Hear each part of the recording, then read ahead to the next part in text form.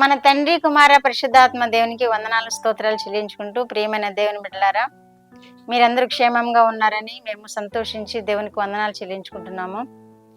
మా ప్రార్థనలో మేము జ్ఞాపకం చేసుకుంటున్నాము. వాక్యాలు వినండి, చూడండి, దేవుని చేత బహుగా ఆశీర్వదింపబడి ఆయనకి ఇష్టమైన బిడ్డలుగా మనందరం జీవిద్దాం. దేవుడు ఈ దినమందు మనకి ఇచ్చిన వాక్యము మార్కు సువార్త 1వ అధ్యాయము 15వ వచనం చదువుకుందాం. కాలం సంపూర్ణమై ఉన్నది, దేవుని రాజ్యము సమీపించి ఉన్నది, మారు మనసు పొంది సువార్త నమ్ముడని చెప్పుచు దేవుని సువార్త ప్రకటించుచు గలిలయకు వచ్చాను. యేసయ్య చెప్తున్నారు, దేవుని రాజ్యము సమీపించి ఉన్నది, మారు మనసు పొందుడి అని తెలియచేస్తున్నాడు దేవుడు. ఈ వాక్యము పదే పదే మనం పుట్టినప్పటి నుండి వింటూనే ఉంటాం. మారు మనసు పొందుడి, మారు మనసు పొందుడి అని దేవుని సేవకులు మనకి చెబుతూనే ఉంటారు. మన వాక్యాలు కూడా మనం చదువుతూనే ఉంటాం. మనకి జ్ఞానం వచ్చిన దగ్గర నుండి, చదవటం వచ్చిన దగ్గర నుండి ఈ వాక్యాలు మనం చదువుతూనే ఉంటాం. ఏమని చెబుతున్నారు దేవుడు? కాలం సంపూర్ణమై ఉన్నది. ఆనాడే కాలం సంపూర్ణమైందని చెప్పారు. ఏనాడు అంటే 2500 సంవత్సరాల క్రితమే కాలం సంపూర్ణమై ఉన్నది అని చెప్పారు. దేవుని రాజ్యము సమీపించి ఉన్నది అని కూడా తెలియజేస్తున్నారు. మనం చూస్తున్నాం, అది నెరవేరుతుంది. మనం చూస్తున్నాం, ప్రకృతి మనకి నేర్పుతుంది, దేవుడు సమీపించి ఉన్నాడు, కాలం సంపూర్ణమైనది, దేవుని రాజ్యము సమీపించి ఉన్నదని ప్రకృతి మనకు నేర్పుతుంది. వాక్యాలు మనకు నేర్పుతున్నాయి. దైవ సేవకుల ద్వారా మనం హెచ్చరింపబడుతున్నాము. కాలాలు, సమయాలు ఇవన్నీ కూడా మనకి నేర్పిస్తున్నాయి. కాలం సంపూర్ణమైపోయింది, దేవుని రాజ్యం సమీపించి ఉన్నది అని. తర్వాతే మనం చేయవలసి ఉన్నది ఏమంటే, మారు మనసు పొంది సువార్తను నమ్ముడి.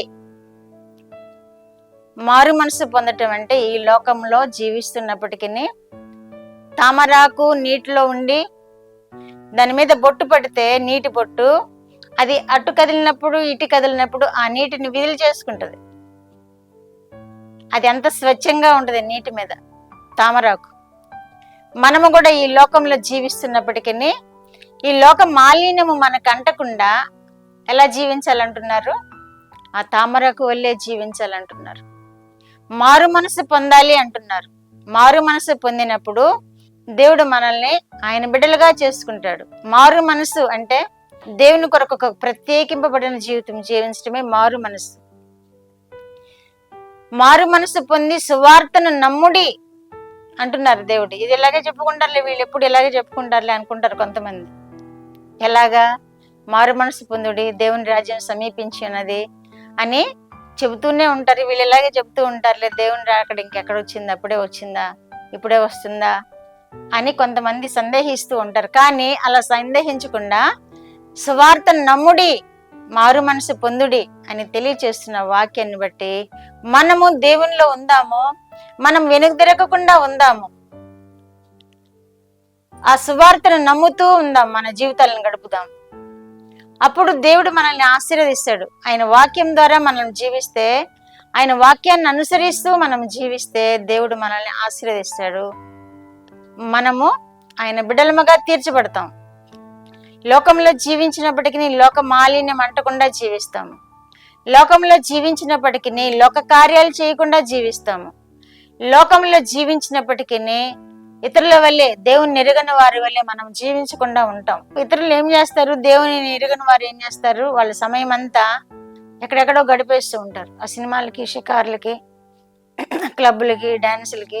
దేవుని ఎరుగని వారు ఆ విధంగా జీవిస్తారు. కానీ మనము దేవుని నమ్మిన బిడ్డలం కనుక ఆ లోక పోకడలకు పోకూడదని వాక్యం తెలియజేస్తుంది.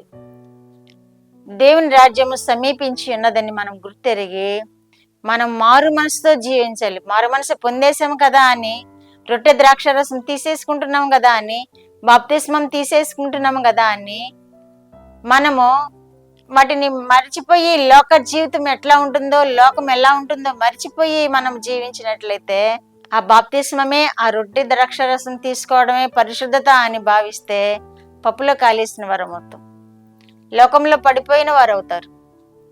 లోక ఆచారాలని విస్మరించాలి. మనం లోక ఆచారాలను విస్మరించినప్పుడు, దేవుని కొరకు ప్రత్యేకంగా జీవించినప్పుడు ఆయన సువార్తను నమ్ముట ద్వారా మనం ఆయన కొరకు ప్రత్యేకింపబడిన జీవితం జీవించుతాము.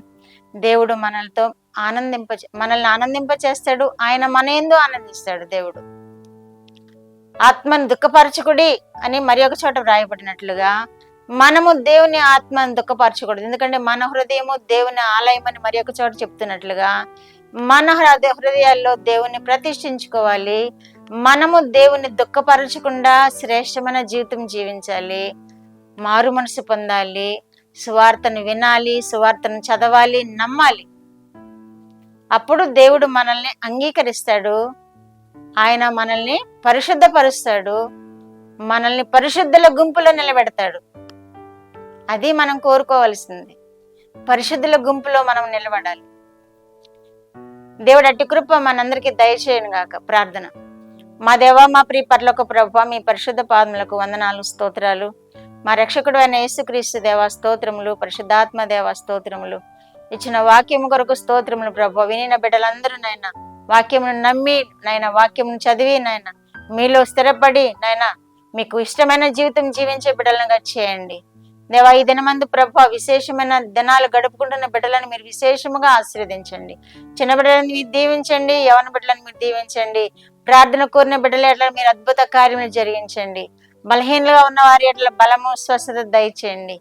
మీరే మహిమ, ఘనత, ప్రభావాలు పొందుకొనమని యేసుక్రీస్తు వారి పేరిట ఈ మనవులు మీ పాదముల యొద్ద వేడుకుంటున్నాను పరమ తండ్రి. ఆమేన్.